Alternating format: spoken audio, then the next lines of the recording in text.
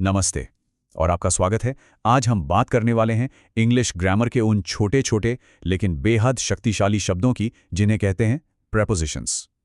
अब सोचिए, ये बिल्कुल आपके वाक्यों के जीपीएस की तरह हैं, जो हर शब्द को उसकी सही जगह, सही समय और सही दिशा दिखाते हैं। कभी सोचा है कि ये छोटे से शब्द जैसे ऑन, इन और एट असल में करते क्या हैं? इनके बिना हमारे वाक्यों का क्या होगा? मतलब क्या वो पूरी तरह से बदल जाएंगे? आइए इसी सवाल का जवाब ढूंढते हैं। जरा इन वाक्यों पर एक नजर डालिए। The book is the table, he arrived 5 PM। सुनने में कितना अजीब लग रहा है ना? ऐसा इसलिए है क्योंकि यहाँ शब्दों के बीच का जो कनेक्शन है, जो रिश्ता है, वो ही गायब है। और अब देखिए, सिर्फ एक छोटा सा शब्द जोड़ने से ही बूम, पूरा का पूरा मतलब एकदम साफ हो जाता है। ऑन, एट, इनटू, यही तो है प्रेपोजिशंस। ये सिर्फ शब्द नहीं है, ये तो वाक्यों को सही मतलब देने वाले छोटे छोटे जादूगर हैं। तो आज हम इन्हीं प्रपोजिशंस को पूरी तरह से समझने वाले हैं। हम जानेंगे कि ये क्या हैं, ये काम कैसे करते हैं, इनके नियम क्या हैं और हाँ, उन आम गलतियों से कैसे बचना है जो अक्सर हो जाती हैं। तो चलिए शुरू करते हैं। ठीक है, तो सबसे पहले सेक्शन में चलिए इस बात को समझते हैं कि हम प्रपोजिशंस को भाषा का जीपीएस आखिर कह क्यों रहे हैं। तो देखिए, आसान भाषा में कहें तो प्रेपोजिशन एक ऐसा शब्द है जो एक नाउन या प्रोनाउन का रिश्ता वाक्य के किसी दूसरे शब्द से जोड़ता है। यह हमें बताता है कि कोई चीज़ कहाँ है, कोई काम कब हुआ या कोई किस तरफ जा रहा है। तो प्रेपोजिशन क्या है ये तो समझ में आ गया, पर सवाल यह है कि इसे वाक्य में सही से इस्तेमाल कैसे करें। चलिए देखते हैं। इसका फॉर्मूला तो एकदम सिंपल है। सबसे पहले एक प्रेपोजिशन लीजिए, जैसे अंडर। फिर उसके बाद एक ऑब्जेक्ट लगाइए जो एक नाउन या प्रोनाउन होगा, जैसे द चेयर। और बस बन गया आपका prepositional phrase, under the chair. है ना बिल्कुल आसान? तो अब हमें ये बताया है कि ये बनते कैसे हैं, पर ये असल में करते क्या क्या हैं। प्रेपोजिशंस के 5 मुख्य काम होते हैं। चलिए एक एक करके इन्हें फटाफट समझते हैं। सबसे पहला और सबसे कॉमन काम है जगह बताना, जैसे इन द रूम मतलब किसी बंद जगह के अंदर, ऑन द टेबल मतलब किसी सतह के ऊपर, और एट द डोर मतलब किसी एक खास पॉइंट पर। ये तीनों शब्द हमें कहाँ का जवाब देते हैं। दूसरा काम है समय बताना। अब यहाँ एक बात ध्यान देने वाली है, अलग अलग समय के लिए अलग अलग प्रेपोजिशन यूज होता है। जैसे एट 5 PM एकदम सटीक समय के लिए, ऑन मंडे किसी खास दिन के लिए, और इन 2025 किसी लंबे समय के लिए, जैसे महीना या साल। ये कब का जवाब देते हैं। तीसरा काम है डायरेक्शन या मूवमेंट दिखाना। टू स्कूल एक मंजिल की तरफ इशारा करता है।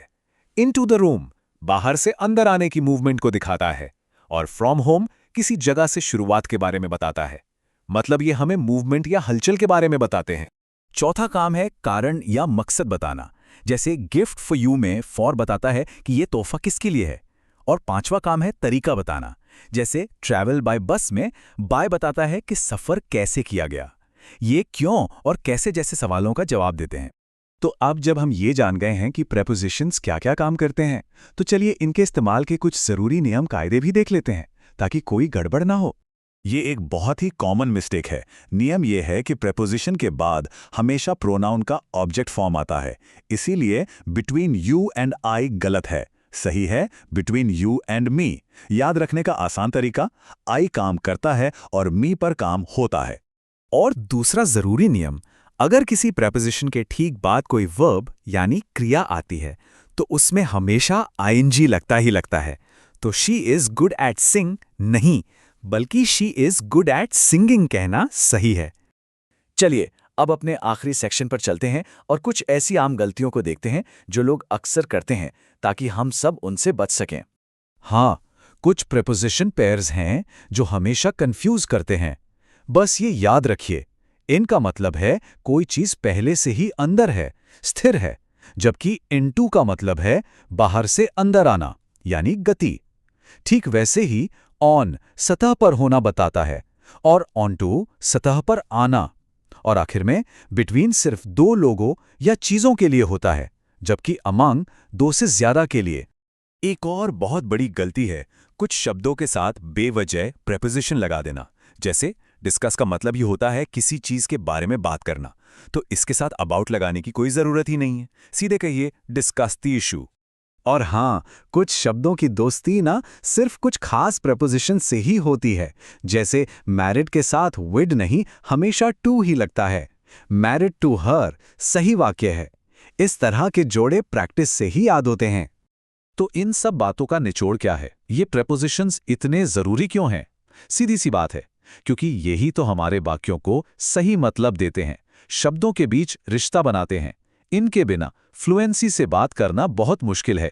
ये हमारी रोज की बातचीत का एक बहुत जरूरी हिस्सा है। तो अब जब ये नियम और तरीके सब साफ हैं, तो क्यों ना आज ही इन्हें इस्तेमाल करके देखें। सोचिए, आज की बातचीत में इनमें से किस नियम पर सबसे ज्यादा ध्यान दे सकते हैं? सही प्रेपोजिशन का इस्तेमाल करके हम अपनी भाषा को और भी सटीक और असरदार बना सकते हैं।